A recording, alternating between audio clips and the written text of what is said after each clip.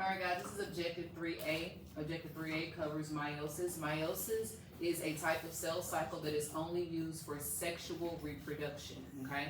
Every cell cycle has two main phases, interphase and M phase. M phase is a period of division. Mitosis divides the nuclear contents once, but meiosis is going to divide the nuclear contents twice. So that M phase in the cell cycle for meiosis, the M stands for meiosis, which means divide the nuclear contents twice. By dividing the nuclear contents twice, we're going to cut the number of chromosomes inside of the cell in half, which is necessary for gametes, because your gametes are things like egg and sperm.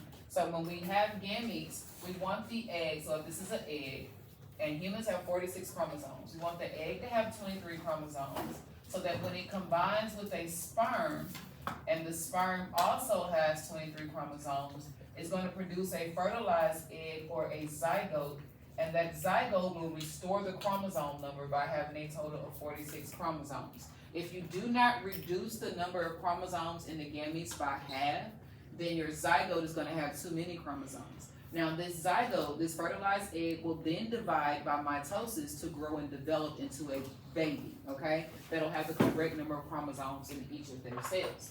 So, meiosis is used by organisms that reproduce sexually so that it can cut the chromosome number in half in their gametes only. That's only the egg or sperm or pollen or spores, okay? Now, meiosis is also going to create genetic diversity through a process called crossing over, and crossing over happens between non-sister chromatids. So let's talk about what that actually means. You have two of each chromosome. One came from your mom, one came from your dad. These chromosomes are homologous. They're homologous to each other, meaning that for each pair of chromosomes, they carry a version of the same types of genes. So in this case, both of these chromosomes carry a version of gene A, B, C, and D. These are called alleles. Anytime there's different versions of genes, you have alleles. Now, when a cell is not dividing, you only have one of each chromosome made of one piece of DNA. When a cell starts to divide and enters the cell cycle during interphase, in a phase called the S phase or the synthesis phase, the DNA is going to be replicated. So this is still only two chromosomes, but in this case, each one of these chromosomes is made up of two pieces of DNA. So these two pieces of DNA are from the same source. They both came from mom, so we call these sister chromatids, okay?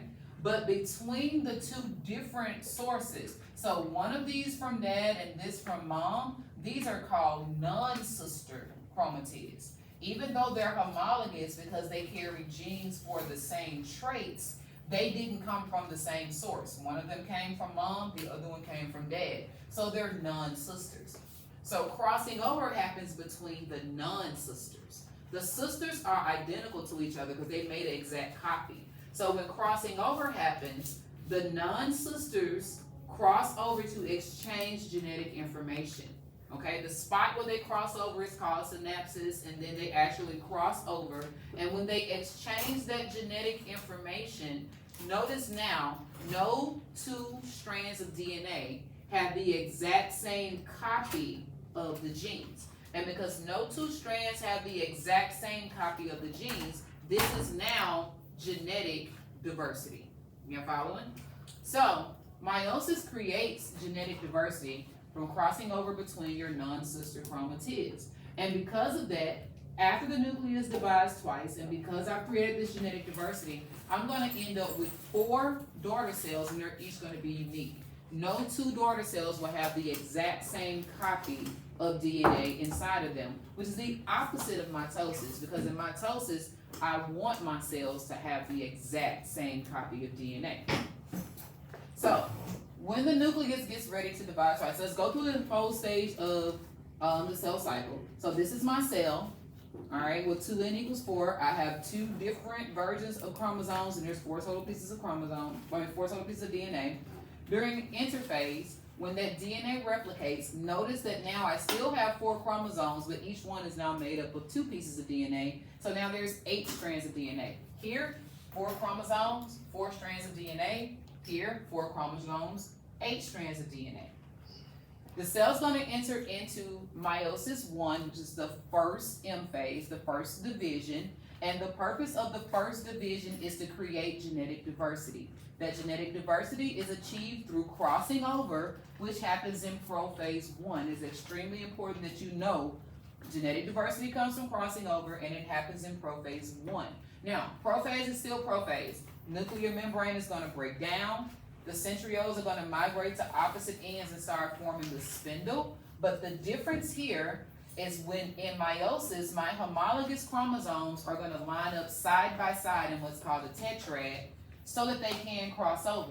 Because I want to make sure when they cross over, they're exchanging the same genes.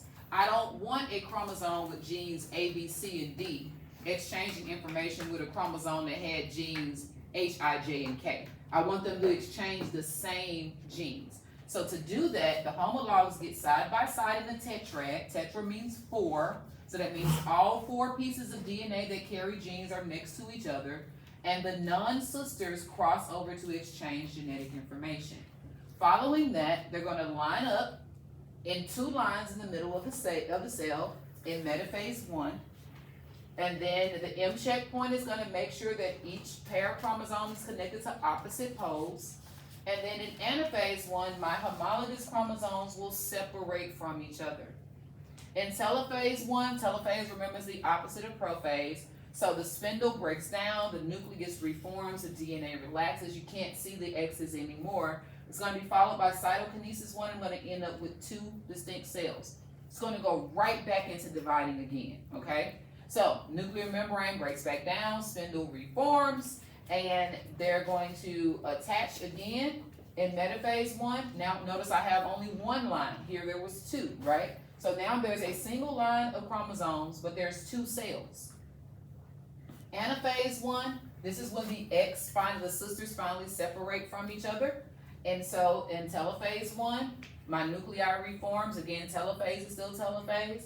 And then cytokinesis 2, each of the 2 cells will separate, giving me a total of 4 daughter cells. And if you look at each of those daughter cells, no 2 cells have the exact same combination of genes. So I have 4 cells that are unique. But also, if I compare the amount of DNA in the daughter cells to the amount of DNA in the parent cell, I see that this parent cell, or a germ cell as it is called, has 4 pieces of DNA, but each one of my daughter cells only has 2. So I reduce the amount of genetic material by half. Purpose of meiosis 1 was to create the genetic diversity. Okay? Notice the amount of DNA wasn't reduced. There's still 4 pieces of DNA here. So the purpose of meiosis 2 is to reduce the amount of DNA to make sure that each one of these daughter cells is haploid. Now, when everything goes perfectly, I end up with 4 gametes. If I'm making eggs, the process is called oogenesis, where I'm only going to get 1 viable egg and the other 3 are called polar bodies. They're going to be too small to actually become a real egg that can be fertilized. Or if it's spermatogenesis, where I'm making sperm, I'm going to end up with 4 sperm cells. That egg and sperm can then combine together through a process called fertilization to produce a fertilized egg or a zygote. This zygote will then grow and develop through mitosis, okay? So it's an alternation between meiosis to make these and then mitosis to grow and develop the actual fertilized egg. But if something goes wrong, it's normally going to go wrong in anaphase.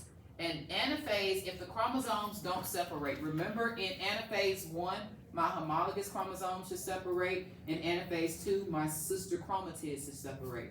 If there is failure to separate during either anaphase 1 or anaphase 2, that is called non-disjunction. A junction is where things are held together. Dis means apart. So a disjunction is when they separate. If they do not separate, it's called a non-disjunction. Non-disjunction leads to an egg, sperm, or pollen that has too many chromosomes or not enough chromosomes. If that egg, sperm, or pollen participate, well, egg or sperm, since we're talking about human beings here, if it does end up fertilized, you can end up with a chromosomal disorder. One of them is called Klinefelter disorder, okay? Klinefelter disorder is a male that has an extra X chromosome. So there's XXY. Males are X Y. Down syndrome is also called trisomy 21, where this person will have 3 of chromosome 21. You should only have 2. Or Turner syndrome, which is monosomy X, where you have a female that only has 1 X chromosome and nothing there. She should have 2 X chromosomes. She should be XX. There are others, but these are the 3 most survivable conditions that are caused by non-disjunction, which was a failure of the chromosomes to separate properly during anaphase in meiosis, okay? The only type of disorders that can be passed to offspring are ones that occur during meiosis, because meiosis makes your gametes. If you get a mutation during mitosis, it cannot be passed on to children. Only mutations in meiosis are passed on to offspring. That's it, guys. Toodles.